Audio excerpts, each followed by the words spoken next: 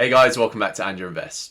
It seems like shoplifting is on the rise everywhere. Whether you're in the UK or the US, everyone seems to have a story about seeing it in action. Or if not, you've probably been affected by some of the countermeasures used to deter it. Major retailers have been blaming shrinkage or theft for the declining margins for almost this entire year.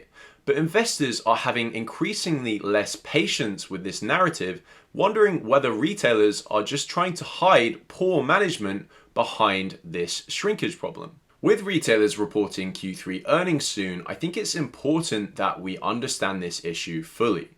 Ulta Beauty is one of the main companies in my portfolio, and they've previously reported problems with shrinkage. So I take a keen interest in the problem. So let's get to the bottom of this today. In the 1960s, a famous study into shoplifting coined the two terms for the two types of shoplifters: snitches and boosters. Snitches are basically amateur thieves. Think a woman who, for example, slips a bottle of perfume into her purse and then leaves the store without telling anyone. Whereas boosters are a lot more organized and have the necessary equipment as well as a plan to take a lot more items from a shop.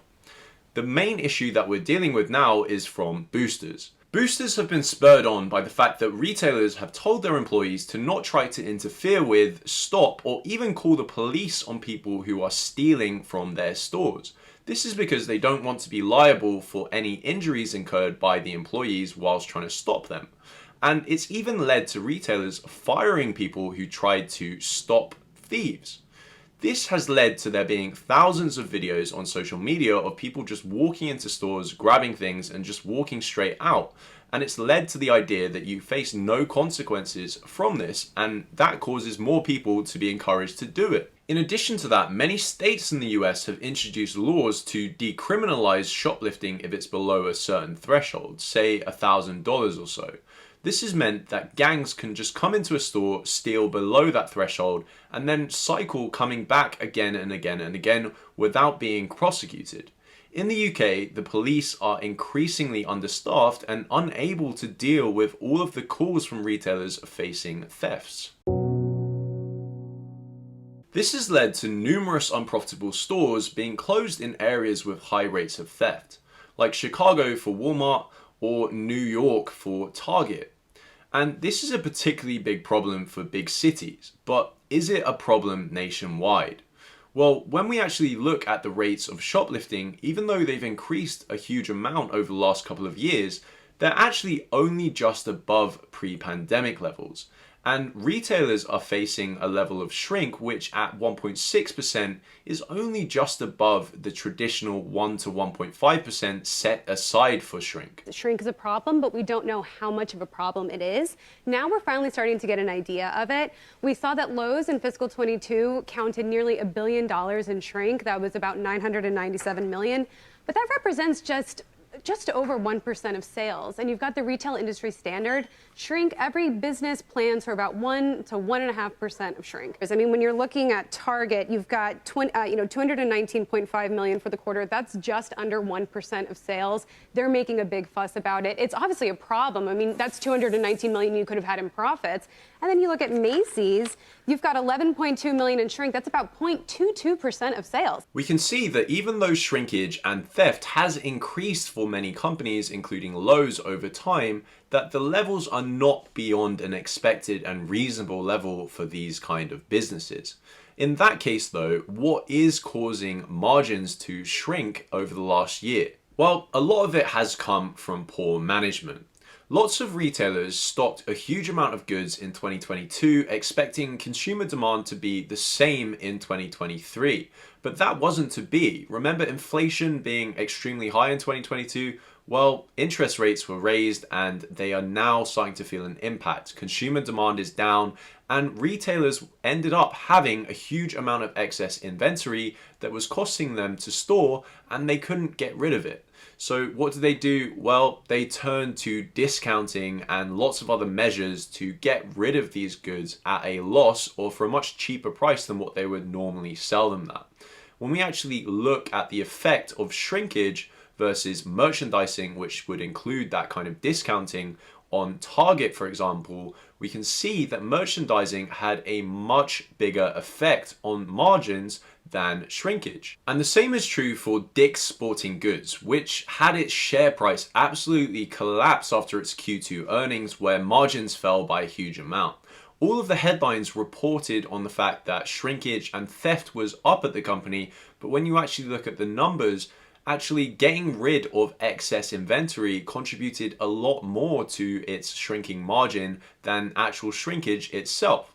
When you actually look at Macy's, you can see that a decline in consumers using its credit cards was actually responsible for more margin shrinkage than shrinkage also. Let's take a quick look at Ulta Beauty specifically, given that it's a company that I do think is undervalued and have purchased a large number of shares in this year. Well, when we look at their earnings report, they have cited shrinkage as being one of the main factors for margins being impacted in fiscal year 2022. But then when we actually look a little bit closer, we can see that they've grouped in shrinkage with promotional activity, which means discounts and so on. So how much of the margin loss is from shrinkage and how much is from discounting and promotions? Well, it's hard to tell. In spite of all of this, the impact of shrinkage on margins is still relatively significant because retailing is a low margin business in general. The impact of a 0.5% margin shrink is a lot bigger on a 10% margin business than a 50% margin business, for example. But I do think there is an element of retailers using shrinkage and also even them saying that consumer spending is decreasing as an excuse to cover up inventory mismanagement. And we don't see a similar decline in consumer spending online on Amazon Prime, for example. I would like to explore the counter narrative to the argument that potentially retailers are just trying to cover up their mismanagement by using shrinkage.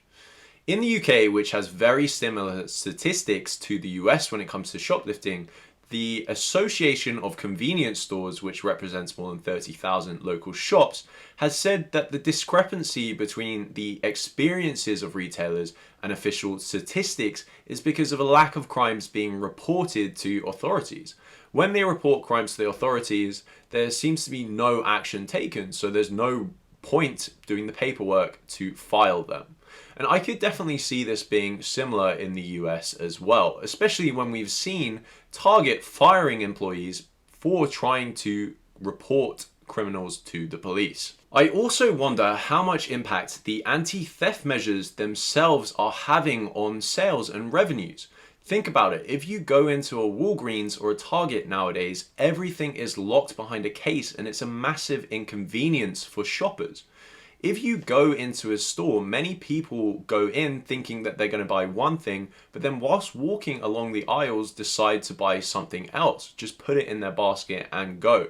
But now you actually have to call someone over to open the cabinet for you. It's just inconvenient, and a lot of people won't decide to buy something in addition to what they were originally coming in for. A lot of the time, these cabinets don't even work anyway, although in the given environment, they probably are still necessary. But what about the shopping experience? The increased perception of crime from social media or just from first-hand experience in shops probably makes people a lot less likely to go in store to buy something than just buying online. It's already an inconvenience to go in stores, so the fact that people are stealing brazenly from shops and there may be altercations and violence probably drives a lot of customers to go online to Amazon, for example, instead. We can see that Target management actually agrees with this sentiment, judging by their actions when police showed up to one of their stores to try and arrest shoplifters and were told to not to arrest them inside the shop itself, but to instead let them walk out and then arrest them in the side alley instead. This might seem laughable at first, but the idea is that there will not be a commotion in the store, any violence in the store, and there won't be a disruption to the general customer experience. Now, a lot of laughable measures have been put in place in order to not disrupt this kind of environment. For example, in the UK, Waitrose has been love bombing or being extra kind to customers suspected of shoplifting. Ultimately, I do think that these effects are having a larger impact on retailer revenue than the margin numbers might initially suggest.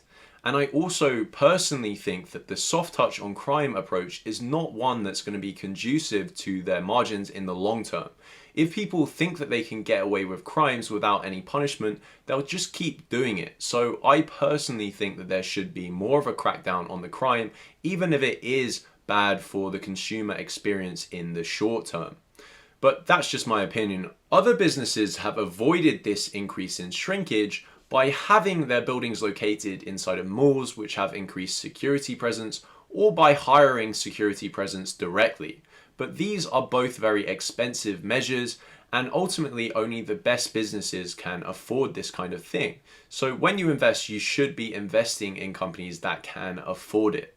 In addition to that, the main businesses that will be ultimately impacted by this increase in theft will be small businesses and corner shops and convenience stores, places that can't afford increased security. So those are my thoughts on the problem. I think there's a bit of exaggeration in the problem, but I also do think that there is more impact than the numbers might suggest. So let me know what you guys thought about this video, and if you did like it, please give me a like and subscribe, and I'll see you guys next time.